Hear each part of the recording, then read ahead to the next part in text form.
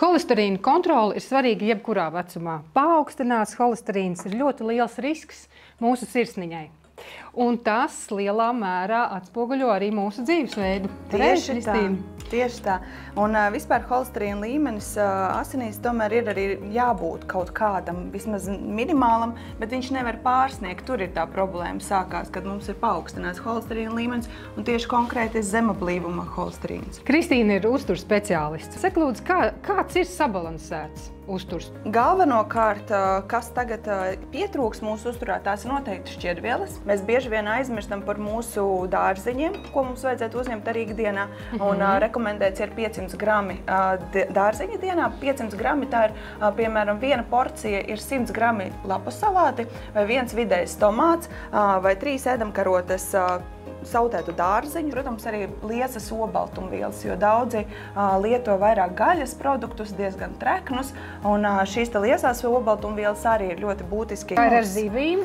Zivis arī noteikti ir jālieto. Ir rekomendēts 2 reizes nedēļā lietot, pat ir vēlams arī 3 reizes nedēļā. Tu tagad maisi šokolādi. Kā tas iekļaujas? Šokolāde ir arī atļautais produkts, bet tā ir jābūt virs 70% šim kakao saturam. Tāpat arī šie cepumi, viņi ir ar šķiedrvielām ļoti daudz, un tur ir tā kā saldinātāji, kas nav mākslīgie saldinātāji, vienkārši cukura aizvietotāji, tā kā diabēta vairāk cepumi, un viņi arī satur šķiedrvielas daudz, un līdz ar ko tā kā tas veselīgais našķis būs bagāts ar šķiedrvielām, bagāts ar antioksidantiem, kas satur no kakao pupiņām, tā kā līdz ar ko tas būs tāds tīri veselīgi. Šobrīd mēs gatavojam tātad veselīgos skudrupūšņus, tādus saucamos, izmantojot diētiskos cepumus, izmantojot šokolādi vairāk dekorēšanai, zemes riekstu bez pievienot arī cukuru un bez pievienotiem tā kā palmeļām. Un kamēr mēs gatavojam veselīgos našķus, skudrupūšņus, mēs varam uzdot jautājumu kardiologam,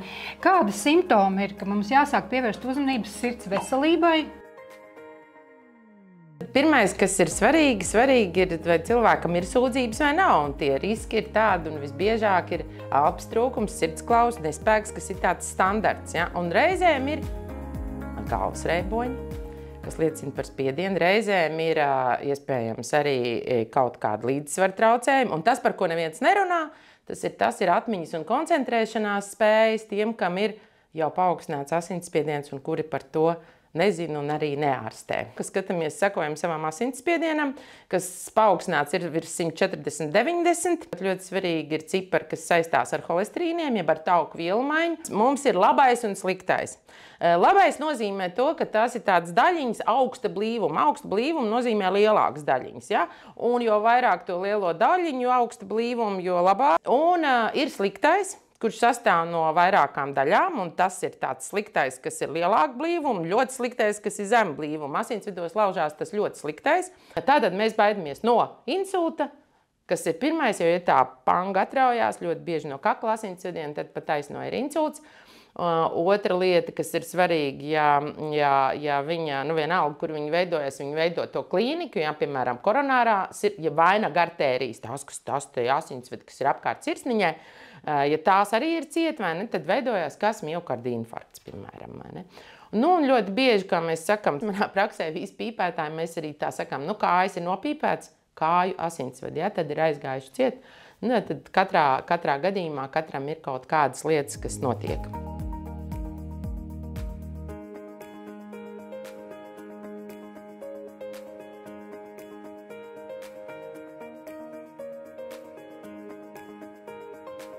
Jā, pašam arī nedaudz ir par to pārsteigums, lai arī tu diezgan aktīvi kusties un it kā veselīgi arī mēģini ēst. Tas holesterīns ar mani ir visu laiku. Paskatījos, pagājušā gada asins aina, holesterīns 7,4. Ļoti bieži tieviem cilvēkiem ir arī izmainīti šie rādītāji, respektīvi labais ir uz leju, sliktais ir uz augšu. Un tas nozīmē to, ka svars drīzāk ietekmē cukurvielu maiņu, ja mēs tā paskatāmies absolūti godīgi uz šīm lietām, bet tā holesterīna vielu maiņa ir atkarīga katram individuāli, jo tā ir aknas žultceļi, ja, kas iesaistās šajā procesā. Un nebūt ne, un tad bieži vien arī ir kabinetā šoks, es tik labi ēdu un tur sportoju un tā tālāk, bet holesterīna līmenis ir izmainīts un augsts un ir kaut kas jādara. Mēs jau nejūtam holesterīnu. Holesterīns nesāp. Tāpēc arī pret holesterīnu bieži vien cilvēki izvairās dzert tās zāles, jo viņš nesāp. Bet tur risks ir tas, ka esot daudz holesterīna asinīs, tās holesterīna daļiņas lien tajā asinsvada apvalka kārtā un sāk veidoties šīs aterosklerozes pangas saucamās. Un tas ir pirmais solis uz šīm te smagajām saslimšanām, kas vēlāk mēs šādā veidā nerūpējoties par sevi, drīz vien pastāv risks ierasties uzņemšanas nodaļā ar akūtām sāpēm krūtīs vai ar samaņas zudumu insulta dēļ. Ļoti populāra un arī vienkārša un brīnišķīga ir vidusjūras diēta. Ko tu par to saki? Vidusjūras diētai ir noteikti novērots arī pozitīvs efekts, bet mēs, cik dzīvojam Latvijā, Baltijas pie jūras, mums ir tomēr vairāk rekomendēta ziemeļu valstu diēta. Tas nozīmē to, ka mēs izvēlamies sezonālus augļus un dārzeņus. Mēs esam pie Baltijas jūras, zivis. Skaidrs ir, mēs jau runājām par zivīm, kā ir ar gaļu?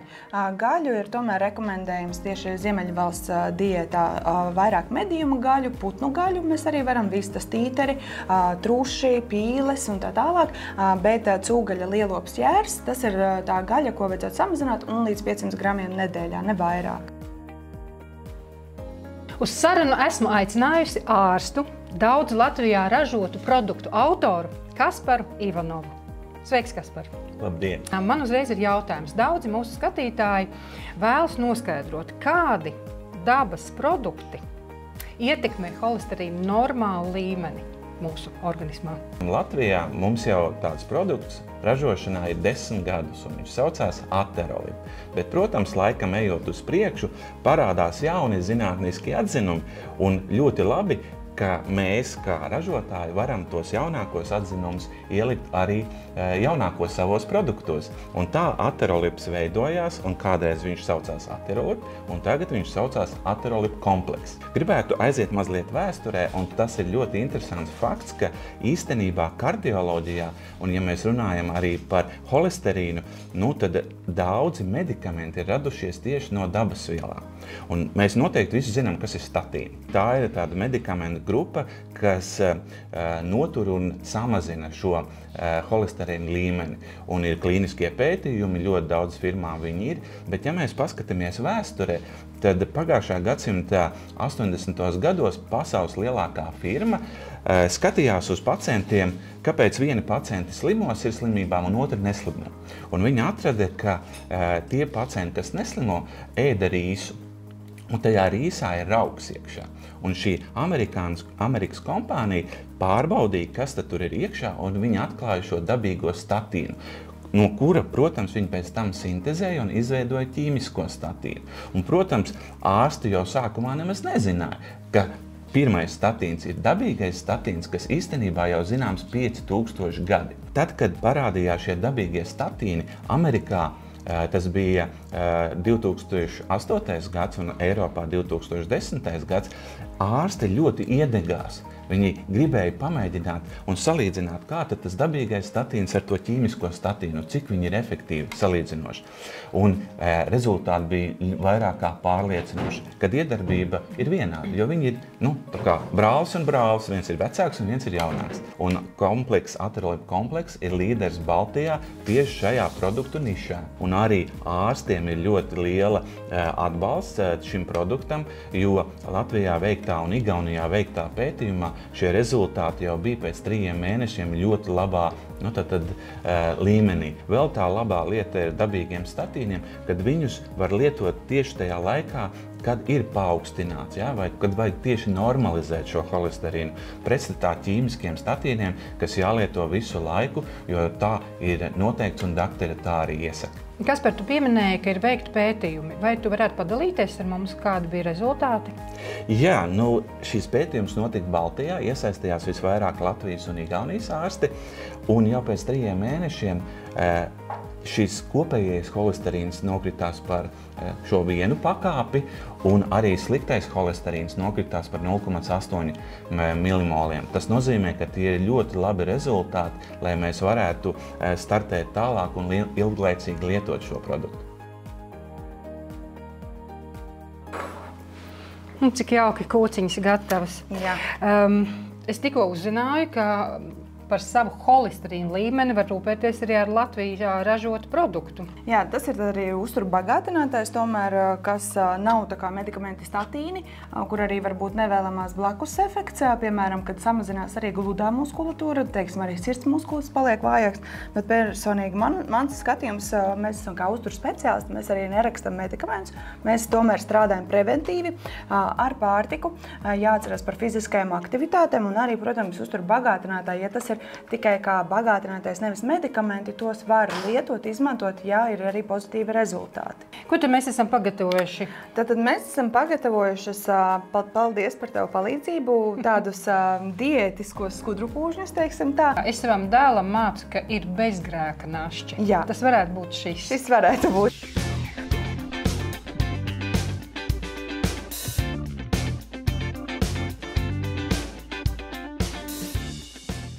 Viņš ir brīnišķīgs. Es domāju, ka jābauda dzīve garšīgi un veselīgi. Un jāseko līdzi savam holesterīna līmenim regulāri. Vienreiz gadā. Vienreiz gadā. Un, ja ir kaut kādas izmaiņas, mēs varam arī ņemt talkā. Gan uzturu bagātinātājs, gan arī vērsties pie speciālista, protams, un arī neaizmirstam par fiziskajām arī aktivitātēm. Kur, Kristīne, tev var satikt ikdienā?